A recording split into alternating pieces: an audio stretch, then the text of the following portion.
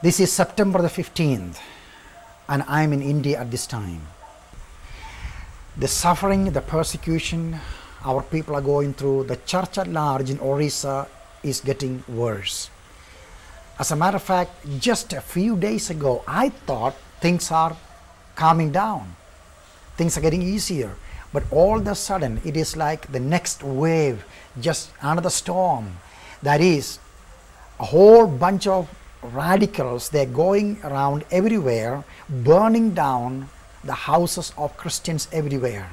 But then too, which is more painful, I just couldn't believe it, that is, they're grabbing hold of Christians and forcing them to burn their own Bibles with their hand. And one of my leaders, describing it over the telephone with tears, said, they held the hand of an old man and said, now light it, and the Bible right in front of him. And he wouldn't do it, but they forced his hand, and there the Bible is burned into a pinch of ash.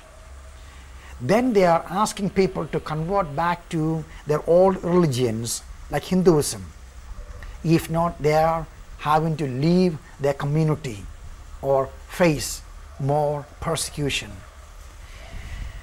I wish, oh how I wish I could bring some good news such as things are better. But you know what? Jesus promised these kind of things will happen to his disciples, but the work of the Lord will go on. And Jesus said, I will build my church. And so I ask you to continue pray for Orissa. More information definitely you can read on our website. But then too, persecution from Orissa now is now spreading to other states such as Jharkhand.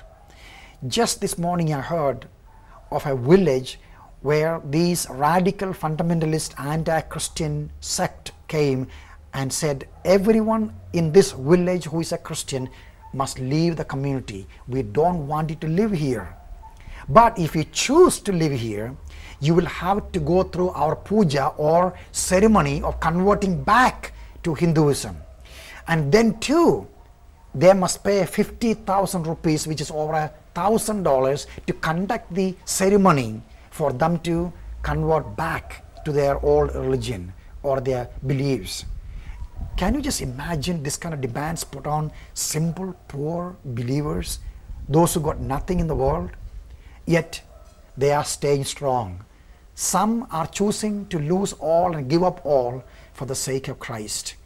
And the persecution continued to spread to other states. And the latest, I'm sure you've been hearing about it, in the southern state of India, Karnataka state. Within 24 hours, over 15 churches been destroyed. Catholics, independent churches, and one believer's church was demolished.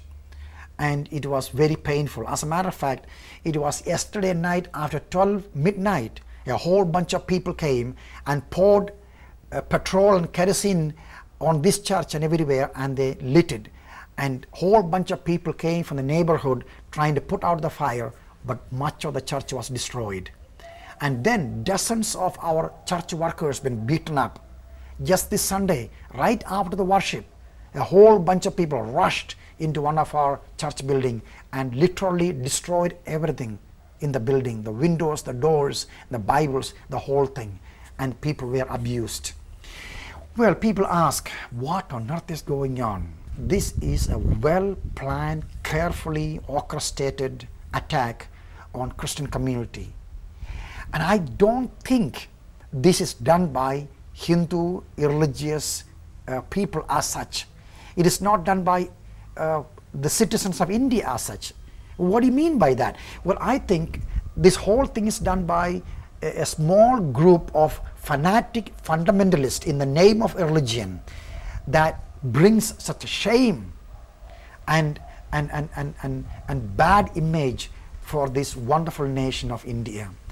And please continue to pray for the church in India at large.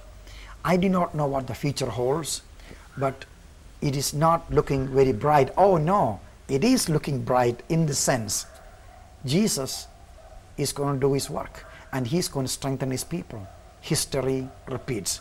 And by the way, the very fact that you are hearing these words and taking time to think and pray, you are part of doing something significant for His kingdom and for eternity. And may I say to you, thank you for your prayers and for standing with us during this time of pain and suffering. And the Lord willing, I'll get back to you again. And thank you.